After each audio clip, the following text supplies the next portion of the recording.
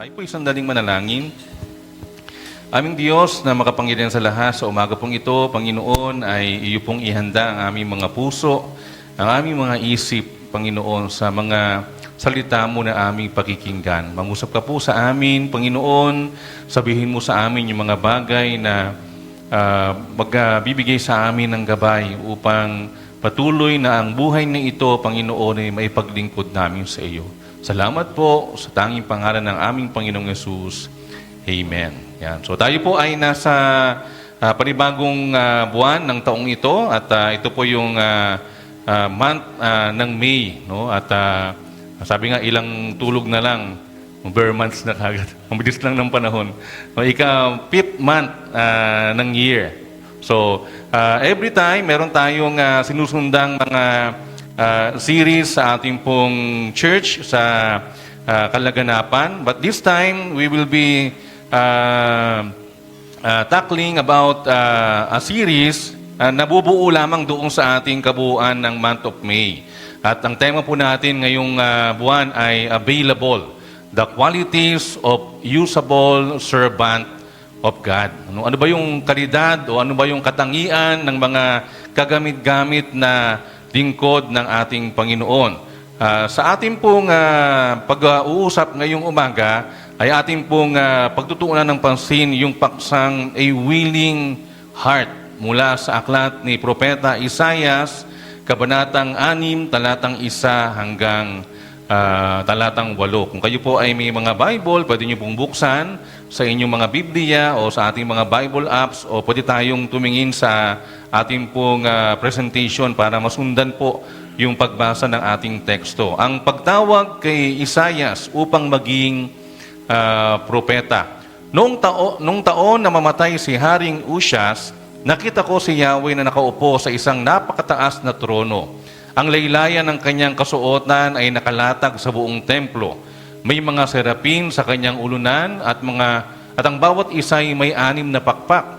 2 ang nakatakip sa muka, 2 ang sa mga paa, at 2 ang ginagamit sa paglipad. Sinasabi nila sa isa't isa ang ganito, Banal, banal, banal si Yahweh na makapangyarihan sa lahat. Ang buong daigdig ay puspos ng kanyang kaluwalhatian. Sa lakas ng kanilang tinig ay nayanig ang mga pundasyon ng templo at ang loob nito'y napuno ng usok. Sinabi ko, kawawa ako sapagkat ako'y isang makasalanan at mula sa isang lahing makasalanan. Mapapahamak ako sapagkat nakita ko ang hari, si Yahweh, ang makapangyarihan sa lahat. Pagkatapos, may isang seraping sumipit ng baga mula sa altar at lumipad patungo sa akin. Si Prophet Isaiah po yan ang sasalita. Dinampi niya ang baga sa aking mga labi at sinabi, ngayong naidampi na ito sa iyong mga labi, pinatawad ka na at nalinis na ang iyong mga kasalanan. At narinig ko ang tinig ni Yahweh na nagsasabi, sino ang aking ipapadala? Sino ang magpapahayag para sa atin? Sumagot ako, narito po ako ang inyong isugo. Yan, tayo po ay napagpala sa pagbasa ng salita ng ating Panginoon. So, ang kasaysayang ito ay pagkakataon upang makita natin yung response o yung tugon ni Isaias sa calling ng ating Panginoon. So this time po, no, sa verses na yan, verse 1 to 8, makikita natin na merong pagtawag ng Panginoon sa kung sino yung susunod sa Kanya at Kanyang ipadadala. No? At after nung encounter ni Isaiah sa kanyang propesya, makikita po natin na ang kanyang tugon, sabi niya, here I am, no, here am I, send me. No, pero bago po yun nangyari, ang isang mahalagang pangyayari sa buhay niya, before he was in a position to respond, bago siya tumugon sa Diyos, ang sabi, sa tawag ng Panginoon sa kanya, kanya pong naranasan yung spiritual cleansing na tinatawag. Yung pagpapatawad ng ating Panginoon. Sabi doon sa verse 7, di ba? Ngayong naidampi na ito sa iyong mga labi, pinatawad ka na at nilinis na ang iyong mga kasalanan. So gaano ba kahalaga yung pagkakataong iyon kay Isaias sa kanyang pagsunod sa Panginoon. Mamaya makikita natin yung importance nung pangyayaring iyan sa pagbibigay o pagkapahayag ni Isaias ng kanyang pagsunod sa ating Diyos. No, meron pong isang kwento, at alam natin ito yung kwento ng isang batang nagdala ng 5 tinapay at 2 isda. May kanta yun yung mga Sunday school teachers noon, alam nila yan. 5 tinapay at 2 isda. Yan. Yun yung kanta noong mga Sunday schoolers noon, nung panahon noon. Hindi na alam yan ng mga young pro ngayon. No? So, this is a story of a willing heart.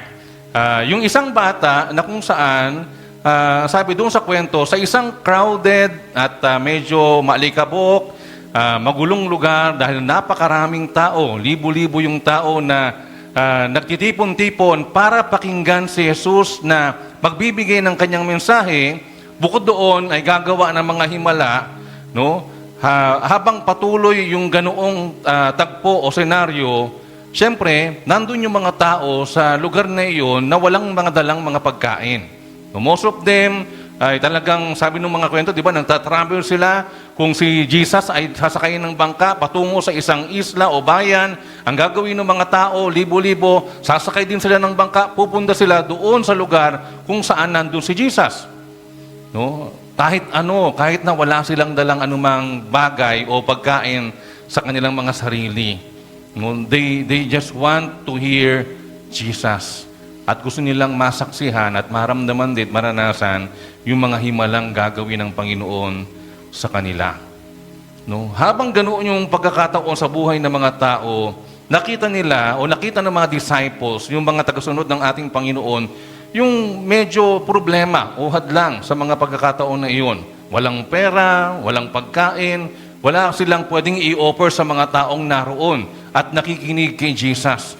No, pero sabi po ni Andres, ni Andrew, merong isang bata. No, yun yung bata. May isang bata na nag-offer ng kanyang daladala. Meron siyang dalang ilang tinapay at ilang pinasong isda. No, sabi, 5 tinapay at 2 maliliit na isda. Ito yung dala ng bata. No? Ano po yung pinapakita ng mga bagay na yun sa katauhan ng bata na narito kasama sa picture ng ating Panginoong Hesus?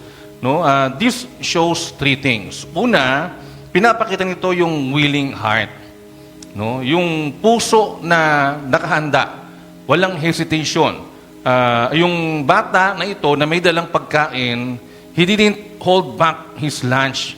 Hindi niya inisip na akin lang to. Pag pinamigay ko to sa mga tao, magugutom ako pagkatapos. No, hindi niya po inisip yon. No?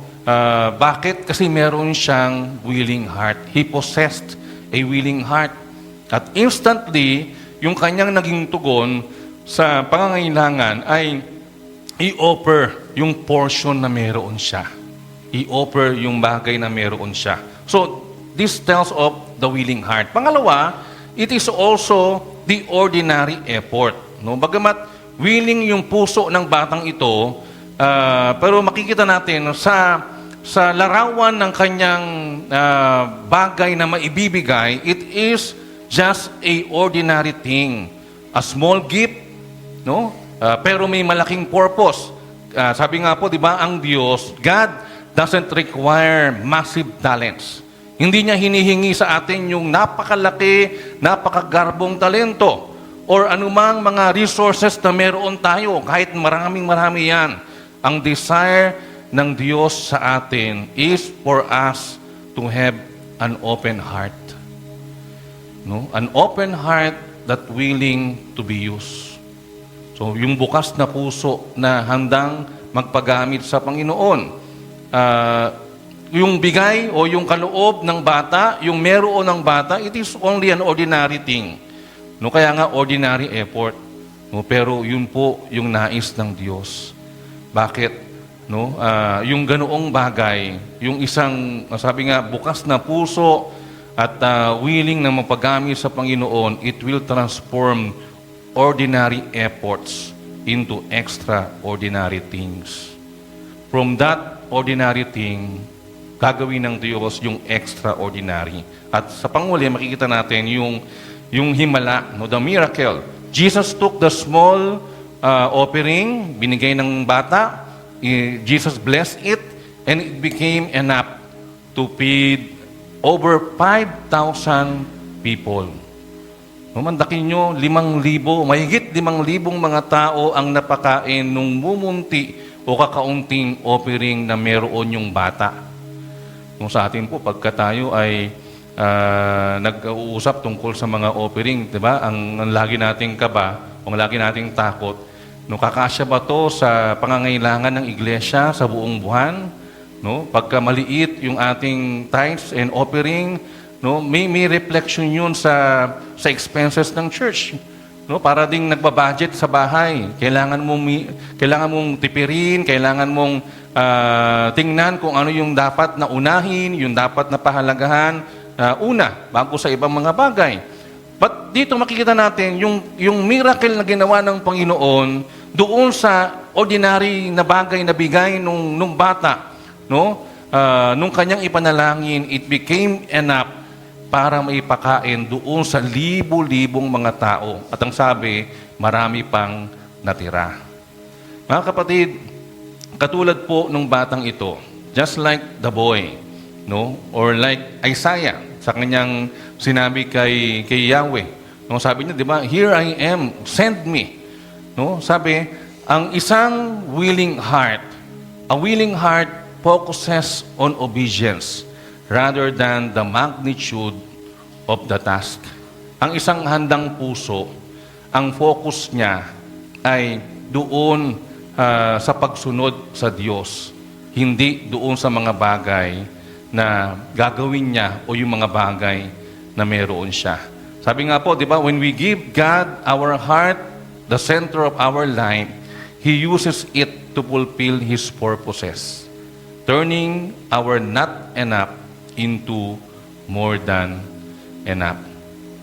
No? Naalala ko po yung mga unang mga leaders doon sa Bicol, sa Carolina. No? Kahit naman sa ibang mga churches, may mga ganun ding mga senaryo.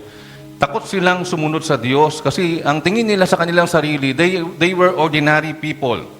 No, wala kaming pwedeng i-offer, wala kaming ganoong kagandang talent compared doon sa mga tumatayo na sa unahan, sa mga ginagamit na ng Panginoon sa mga ministry, hindi namin kaya. No, ang hesitation nila, takot silang magsalita, parang si Moses, di ba? No, takot silang magbigay ng kanilang mga sarili, takot silang manguna. Pero tandaan natin, no, doon sa mga bagay na 'yon, doon sa paningin o pananaw natin sa ating mga sarili that we are not enough, no? Gagawin niyo ng Diyos na more than enough sa mga bagay na ating ipaglilingkod sa Kanya. No? Sa umaga pong ito, pinag-uusapan natin yung pangangailangan ng isang willing heart para maglingkod sa Panginoon. At gusto ko pong tingnan natin at discuss natin yung ilan sa mga bagay na katotohanan tungkol sa isang bukas na puso o willing heart sa harapan ng Diyos. Una is the greatness of the harvest and the urgent need for workers.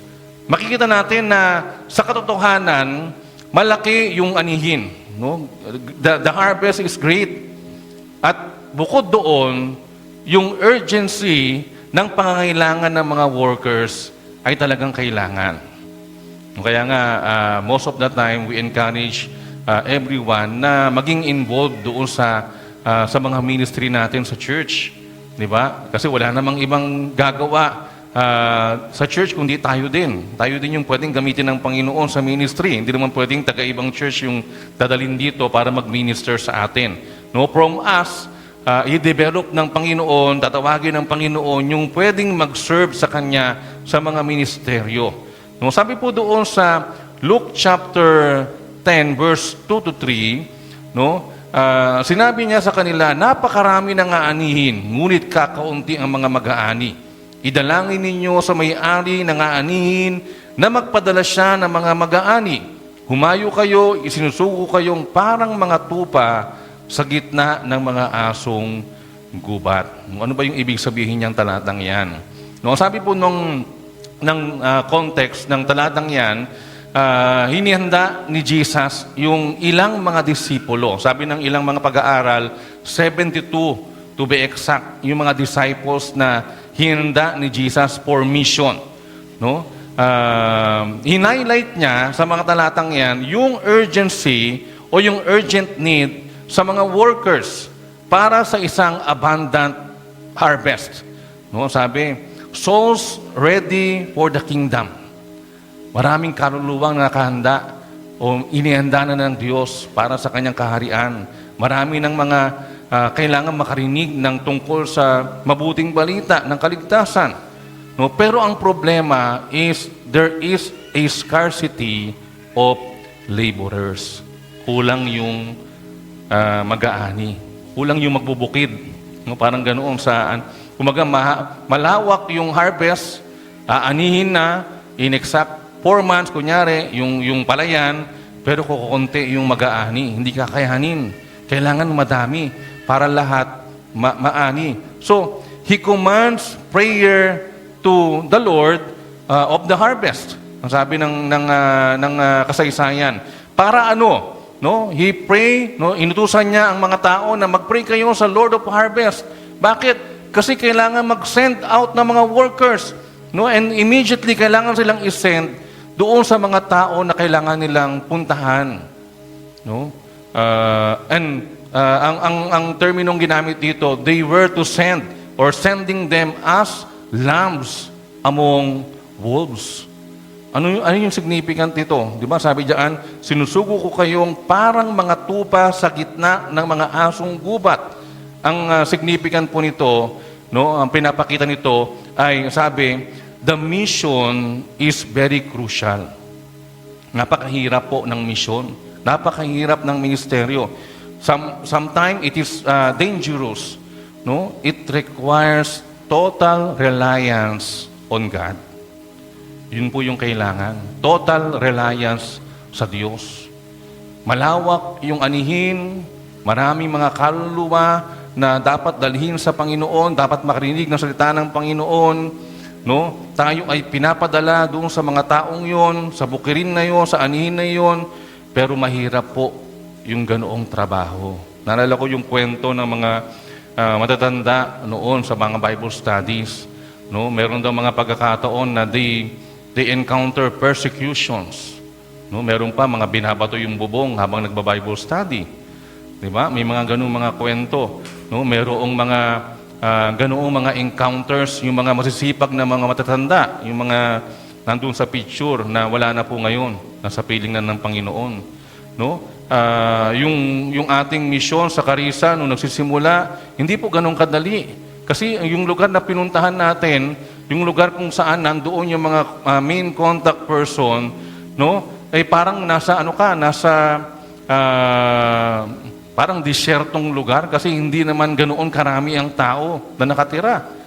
Tapos yung mga taong nandoon, parot parito pa. No? Minsan nandoon sila at minsan darating yung time mo, mawawala sila sa lugar kasi kailangan nilang magtrabaho o kailangan nilang umuwi sa probinsya, bumalik sa probinsya dahil mahirap yung buhay sa Maynila o sa Cavite. So ganun yung senaryo. Ang tagal na pagkakataon na ganoon yung pakikibakan ng mga naging worker natin sa ating misyon. No? And even maging yung kwento ng ating mga small group leaders sa panahon ngayon. Diba? Hindi naman po madali, di ba? Amen po ba mga SG leaders? Hindi po madaling mag-serve sa Panginoon. Hindi madaling pumunta sa Bagong Pook, sa Save Breeze. Hindi madaling pumunta doon sa PN o sa mga lugar na kung saan nandun tayo, nilagay tayo ng Diyos. Hindi po madali. May mga pagkakataon, parang gusto nang sumuko. No? May mga pagkakataon, parang hindi na kaya. Hindi na kaya ng damdamin. Kasi parang wala bang nangyayari sa pinungunahan ko? Ang tagal-tagal na. Di ba? May mga ganung mga pagkakataon sa buhay natin. No? Yung bagay na yun, yung kwentong iyon, hindi lang to nangyari sa panahon ng mga naunang workers natin sa church. No, hanggang ngayon, nai-encounter natin yan. Kaya nga po sabi, hindi po madali yung ating misyon.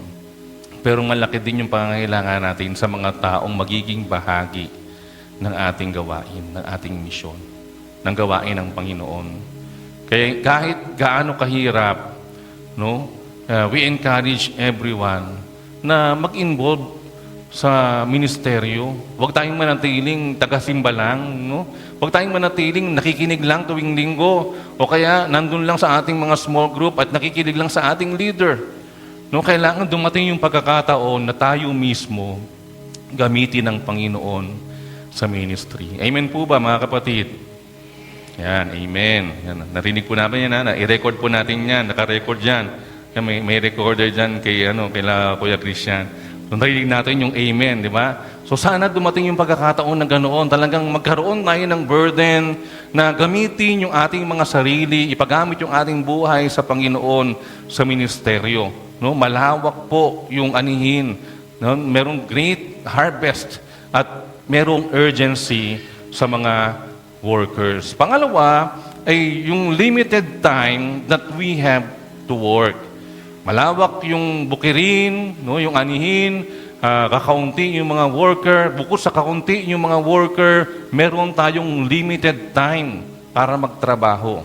Sabi po doon sa aklat ni Juan, chapter 9, verse 4, kailangan gawin natin ang mga pinagagawa na nagsugo sa akin habang may araw pa.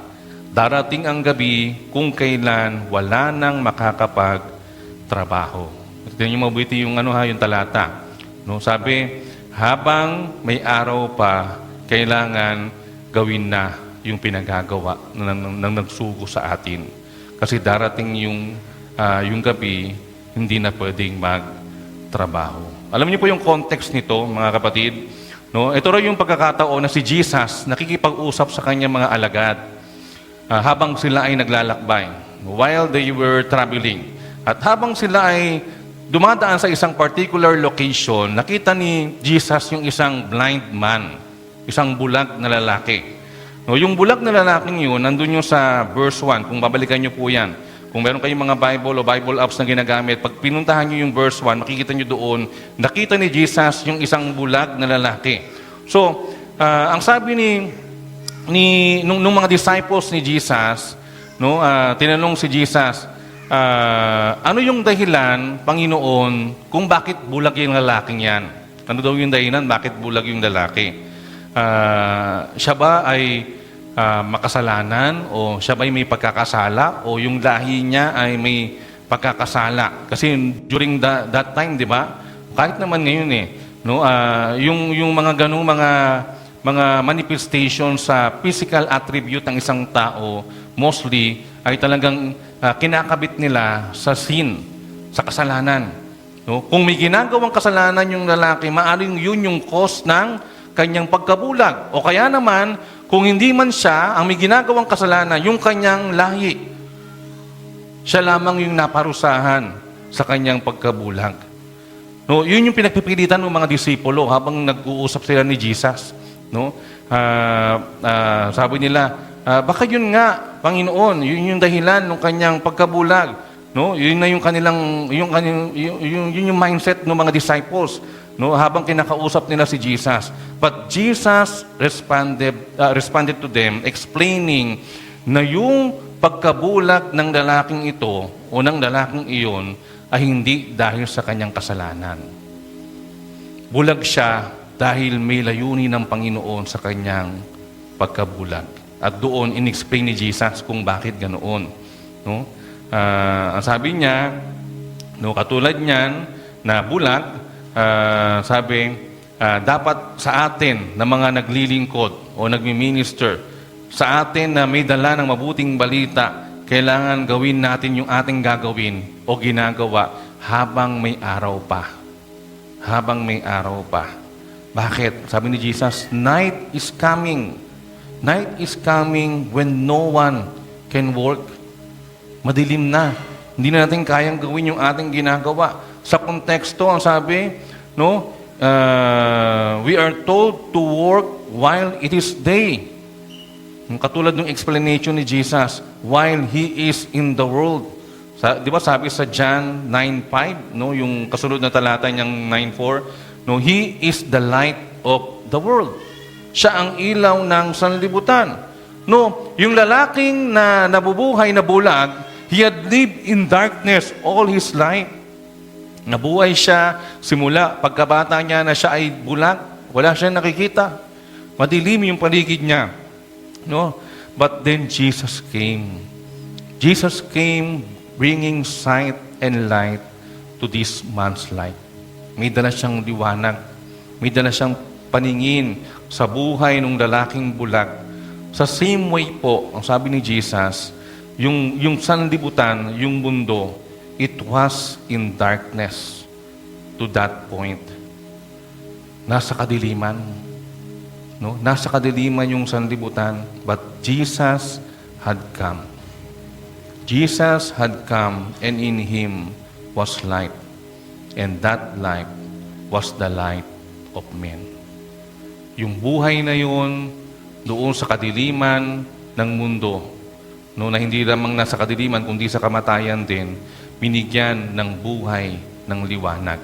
At yung liwanag na iyon, galing kay Jesus. Galing sa ating Panginoon. Sabi nga, at the same time, He tells His listeners that we are to work while it is day. Mga kapatid, tulad po ng mga alagad, no? Dapat po tayong tumingin kay Jesus at samantalahin natin yung bawat pagkakataon, gaya ng ginawa ng ating Panginoon. Para ano? Para maglingkod habang may panahon pa. Hihintayin niyo pa po ba na hindi na kayo makalakad ng maayos bago tayo mag-serve sa Panginoon? Hihintayin pa ba natin na hindi na po natin kayang magsalita ng matagal bago tayo mag-serve sa Panginoon?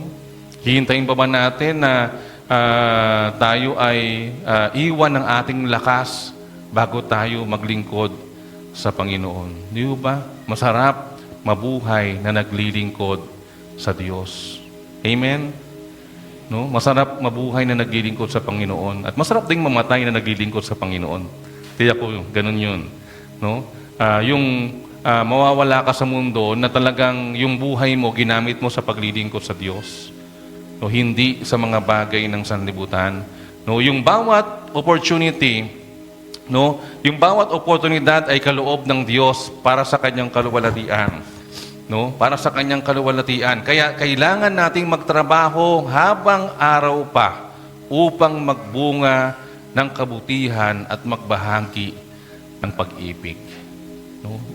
Sabi nga po, mabilis lang yung panahon. Mabilis lang yung lahat, kaya wag nating sayangin yung pagkakataon. Hindi po palaging nandyan yung ating kapitbahay na wala pong pagkakilala sa Panginoon. No? Hindi po laging nandyan yung oportunidad natin na magbahagi doon sa mga tao sa paligid natin. No? Hindi po laging ganoon. Napakabilis ng panahon. Mabilis lang yung lahat. Kaya bawat oportunidad, gamitin po natin. No? Because we have the limited time. No? So we have to work. Pangatlo is the need of willingness to work for God. No? Babalikan natin si Isaiah. No? Sabi niya doon sa ating talata, at narinig ko ang tinig ni Yahweh na nagsasabi, sino ang aking ipadadala? Sino ang magpapahayag para sa atin? Sumagot ako, narito po ako ang inyong isugo. So Isaiah responded to God's call saying, here am I, send me. No? Pero bago po ito, bago yung gantong posisyon na mag-respond siya sa Diyos, kailangan niya munang maranasan yung spiritual cleansing ng Diyos sa kanyang buhay. Di ba sabi nung kanyang propesiya, yung anghel, yung isang serapim, kumuha ng baga sa altar, ang ginawa, inipit yung baga, nilagay o itinutok sa kanyang bibig. Ano ibig sabihin nun? No? Yung cleansing ng Diyos, yung pagpapatawad ng Panginoon, yung paglilinis ng Panginoon, ginawa ng Panginoon sa kanya bago siya tumugon sa tawag ng Diyos sa kanyang buhay. Mga kapatid, meron ba tayong dapat iwan o meron ba tayong dapat alisin sa buhay natin para lubusan nating maibigay yung buhay natin sa Diyos at sa paglilingkod? Meron ba tayong mga bagay na dapat tanggalin sa ating mga sarili? Meron ba tayong dapat iwan sa ating mga buhay? No? Para sabihin natin na, Panginoon, gusto ko pong maglingkod sa iyo. No? Sabi nga po, kahit tayo ay handang maglingkod sa Kanya, kailangan nating iwan yung mga bagay na magiging hadlang para malaya tayong makasunod sa nais niya na gawin para sa atin. Yung maling pamumuhay, no? Yung maling pag-iisip, maling relasyon, maling paninindigan, o yung iba pang mga mali sa buhay. Napakaraming ganoon sa atin. Di ba? No? Minsan ayaw mong iwan yung ganto, ayaw mong iwan yung ganyan. Bakit? Kasi mahal ko to eh.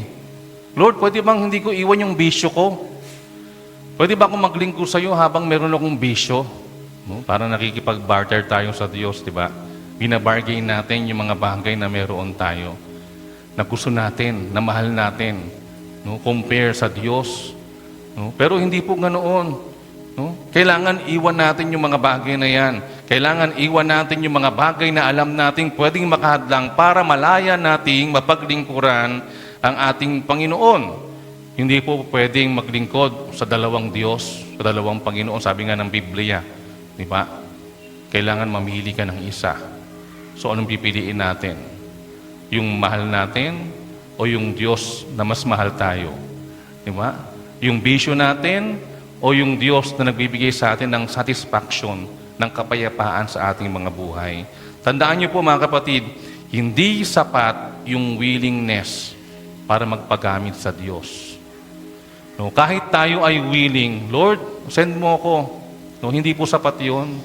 Gagamit ang Diyos ng malaki, maliit, o kahit tabinging sa sidlan o lalagyan. Tignan niyo po ha, malaki, maliit, o kahit tabinging sisidlan.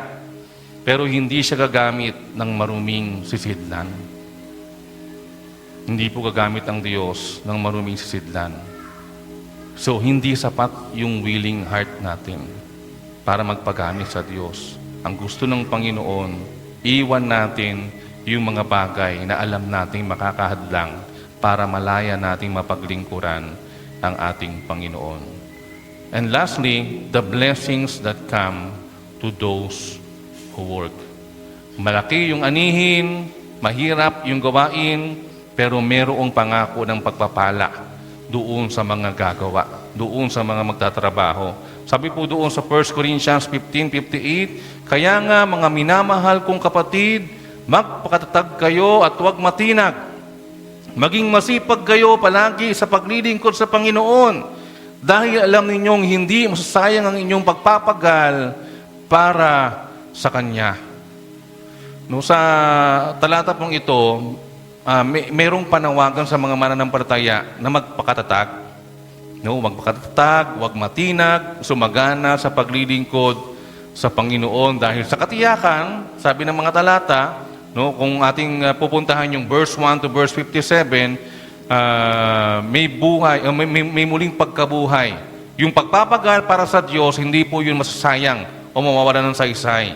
Ito po yung nagbibigay, sabi nga, diin sa pagiging masipag, tapat, at consistent sa gawain natin sa Diyos.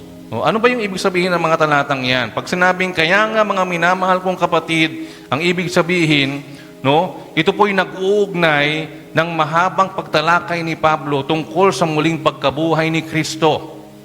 Dahil may buhay na walang hanggan at tagumpay laban sa kamatayan, may dahilan tayo na magpatuloy. Kaya yung word na yon, yung kaya nga mga minamahal na mga kapatid, yun yung ini-emphasize ni Paul. No, sabi niya, no, yung buhay na walang hanggan at tagumpay laban sa kamatayan, may dahilan para magpatuloy sa Diyos. Yung word na magpakatatag at wag matinag, no, ano po yung ibig sabihin niyan? Hinihikayat yung mga Kristiyano na manatiling matibay sa pananampalataya, hindi nadadala ng mga maling turo o pagsubok. No? Hindi nadadala ng mga maling turo o pagsubok. Sabi, magpakatatag kayo at huwag matinag. magpakatatag at huwag matinag. Maging masipag. Sabi, maging masipag kayo palagi sa paglilingkod sa Panginoon. Pag sinabing maging masipag palagi sa paglilingkod sa Panginoon, ibig sabihin, hindi lamang paminsan-minsan, kundi palaging pagbubuhos ng sarili sa gawain ng Diyos. Palaging pagbubuhos ng sarili sa gawain ng Diyos. Dahil alam ninyo na hindi masasayang ang inyong paghihirap para sa Kanya. No, ito po'y katiyakan ng gantimpala. Yung bawat sakripisyo, yung bawat oras, yung pagod natin para sa kaharian ng Diyos, may halaga po iyon. Hindi po yun baliwala. No, yung ginagawa natin, kahit hindi siya nare-recognize dito sa mundo, ang Diyos nakikita yung ating mga buhay. Nakikita yung ating mga pagpapagal. Mga kapatid, minsan nasasawa na tayo at napapagod lalo kapag nakikita natin yung ating ministry na parang walang nangyayari, lalo doon sa ating mga pinangungunahan. Di ba? No, na-experience yun ng mga nagsiserve, yung mga naglilingkod, no, yung mga may ministry na pinangungunahan. Minsan, magsasawa ka na napapagod ka na. Kasi parang walang development, walang nangyayari. No, parang ayoko na. Parang mapatanong ka ng sarili mo, meron bang epekto yung ginagawa ko sa mga taong to? Meron bang epekto yung aking ginagawa na pagtitiyaga sa mga buhay ng mga taong ito? Pero kapatid, no, ito lang yung dapat nating makita. Nagpapaalala ito at nagtuturo na ang ating kasalukuyang paglilingkod ay may direktang kaugnayan sa ating walang hanggang kinabukasan. O, ibig sabihin, eternal o pang-eternal yung ating ginagawa na paglilingkod. Kaya dapat natin itong gawin ng merong kasipagan at kagalakan. Hindi man tayo ma-recognize sa mundo, hindi man natin makita kaagad yung bunga ng ating pagpapagal, pero ang Diyos nakikita yung ating ginagawa. At alam natin na meron siyang inihandang reward o gantimpala para sa atin. Ika nga, naghihintay ang ating reward sa langit. Naghihintay ang ating reward sa langit. Di ba masarap yun? Masarap isipin na pag dumating yung panahon ng aking kamatayan, alam ko na meron akong reward sa Diyos. No? May putong ng tagumpay. May regalo ang Diyos sa aking pagpapagal. Pwede kang mapagod dito sa mundo, pwede kang ma-discourage, pero huwag kang titigil. Kasi ang Diyos, no, nakikita yung iyong ginagawa. Meron pong isang kwento tungkol sa isang batang babae, no, a young lady who was challenged to serve the Lord. Ang pangalan niya ay Hannah, no, si Hannah. Ito yung aking dito tayo magko-close sa kwentong ito. So si Hannah ay isang batang babae, isang kabataang babae na katulad ng ibang kabataan, she had nothing significant to offer to God. Wala daw siyang anumang mga mahalagang mga bagay na pwedeng i-offer sa Panginoon. Wala siyang yaman, wala siyang mga special skills, no? Wala siyang anumang mga bagay. No, ibig sabihin, hindi siya magaling kumanta, no? Hindi siya ganung kagandahan. Ay, ino-offer ba yung kagandahan sa? Hindi naman no? Wala namang ganung kahingian sa ministry na merong pleasing personality, no? Hindi yung hinihingi sa ministry. So wala siyang pwedeng i-offer sa Diyos sa kanyang palagay, no? Then one Sunday, yung message sa pulpit, no, ay challenge sa kanya para magbigay ng merong willing heart. No? Na-challenge siya sa message ng Panginoon to give with a willing heart para sa church o sa ministry, no? At mayroong specific na inimpress sa kanya ang Lord, no, sa ministry ng pagtuturo sa mga bata, sa outreach ministry. Yun ang binigay sa kanya ng Panginoon. Ngayon, meron pong ilang mga bagay na pwedeng makita o nakikita sa kanyang buhay. Una, yung struggle. The call was to bring offerings willingly and ungrudgingly from the heart. Yung tawag na maghandog ka na meron kang willingness. No, kasi hindi siya sanay na maghahandog siya ng anumang bagay na meron siya, lalo na't iniisip niya na wala naman ako eh. Wala akong pwedeng i-offer sa Diyos. Tapos kung meron man ako, ibibigay ko pa. Parang ang struggle niya, ibibigay ko ba o hindi? Parang ganoon, no? Then we will also see the challenge. Hannah was asked to volunteer her Saturday to organize the children's ministry inventory. A task she found tedious and draining. Kahit na siya ay palasimba lang,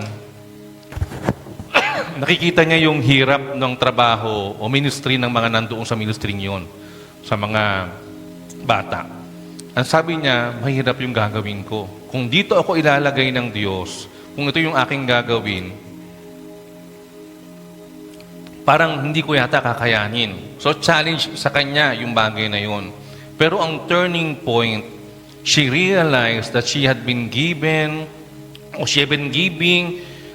from her leftovers, not from a willing and sacrificial heart. No? Yung turning point nito, yung realization sa kanyang sarili na yung palang oras ko, yung palang energy ko, yung meron akong kakarampot na bagay, no? Binibigay ko minsan pero hindi willingly. No? Walang sacrificial heart. No? Kung kaya ko lang ibigay, kung pwede ko lang ibigay, gagawin ko, ibibigay ko. Parang mga leftovers. Okay na yan, ito yung tira. Bibigay ko na. Wala naman akong gagawin bukas, sige, sama ako. Parang ganon. Diba? Pero pag may gagawin ka na, yung iyong routine, yung iyong ginagawa, yung libangan mo, hindi mo muna uunahin yung pwede mong unahin sa ministry. Mga kapatid, ano po yung makikita natin dyan sa kanyang kwento? There is a test of willingness. No? She accepted the challenge. Tinanggap niya yung challenge. But with inner resistance, meron pa ring agam-agam. Una, sabi, meron siyang pag-surrender sa Panginoon. She prayed, Lord, I don't want to do this. Ayokong gawin to, but I am willing to be made willing. No, may pag-surrender. No, merong sacrifice, may sakripisyo. She sacrificed her Saturday. Yung comfort niya, yung kanyang gagawin na pwede niyang gawin sa Saturday, maglibang, magpunta sa mall o anumang mga bagay, hindi niya nagagawin, and her agenda for that day is to serve the ministry, to serve the Lord. So, isa-sacrifice niya yung kanyang mga libangan. At ang resulta, throughout the day, the task that seemed ordinary became an opportunity. No? Nagamit niya yung buhay niya para maging pagpapala sa iba. Para maging biyaya sa iba. Ano po yung lesson niyan? Una, God wants us to see willingness over amount. Mga kapatid, God was less concerned with how many things, no, na pwede nating magawa sa Kanya. How many things na pwede nating maibigay, no, how much things na pwede nating may offer sa Diyos, no? Pero ang una niyang ninanais makita sa atin yung ating joyful obedience. Diba? Sabi ng Old Testament, obedience is better than sacrifice. Di ba? No? Yun yung gusto ng Diyos. Ang gusto ng Panginoon, yung willingness natin over amount. Kaya pera man yan o anumang bagay yan, yung willingness natin ang higit na nais ng Panginoon kaysa mga bagay na iyon. Pangalawa, na lesson sa isang willing heart, God empowers the willing. God empowers the willing. When Hannah offered her time, she found her energy was sustained, experiencing the truth that anything God has called us to do, we cannot do it in our natural strength. Kaya nga, nahihirapan tayong sumunod kasi iniisip natin, hindi ko po kaya, Lord. Hindi ko kayang gawin to, wala naman akong alam dito No, yun yung pananaw ng mga tao, yun yung pananaw ng mga naglilingkod sa Panginoon, mostly sa unang pagkakataon. Iniisip natin, hindi ko po kaya. Pero kung meron kang willing heart, God will sustain things sa buhay mo. May isang kalalakihan, hindi siya marunong bumasa, hindi siya marunong magsalita, hirap na hirap siya. Sabi niya, Pastor, hindi ko po kayang gawin to. Pero ngayon ginagamit siya ng Panginoon sa ministry. No? Bakit? Kasi meron siyang willing heart. Compare mo doon sa madalino, compare mo doon sa mahusay, pero walang willing heart. Siya ginagamit ng Panginoon ngayon para manguna sa ministry. Then last, God rewards.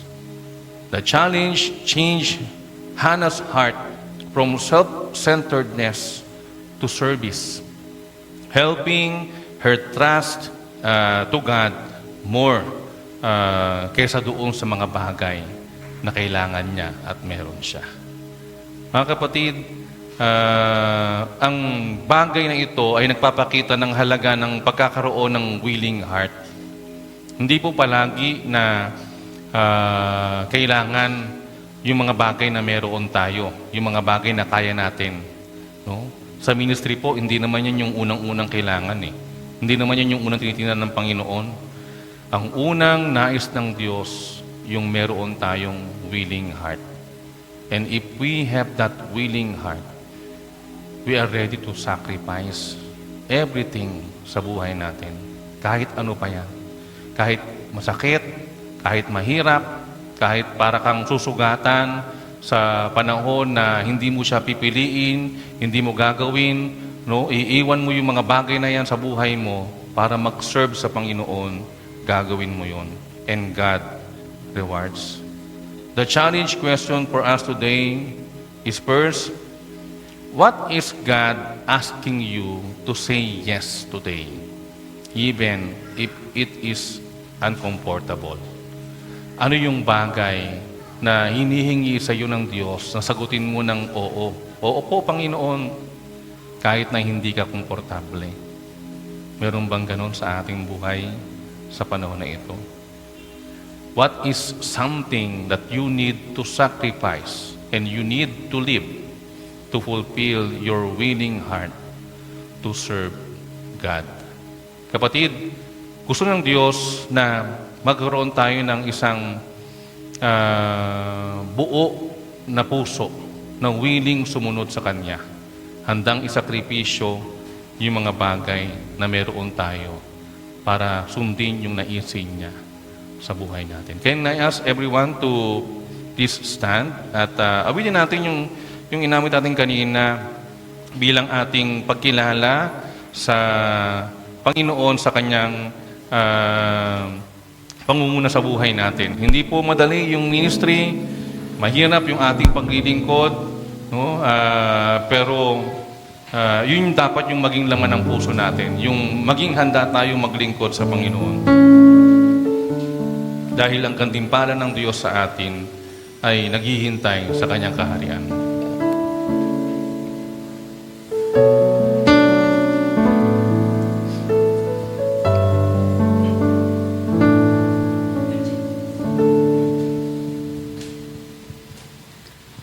Marami mang hadlang sa aking pagsunod at kadalas ay napapagod.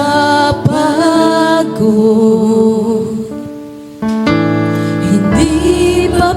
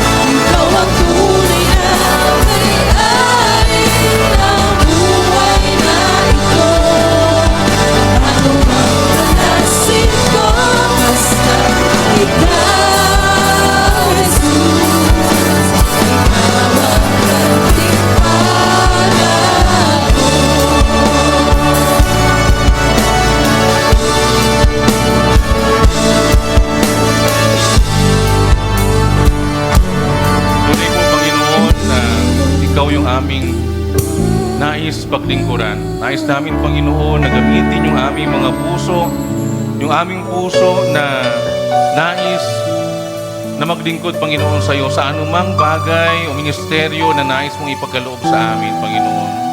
Nandito po kami, nandito yung aming mga buhay, O Diyos. Kung saan mo man kami nais gamitin sa paglilingkod, doon mo kami ilagay, aming Diyos.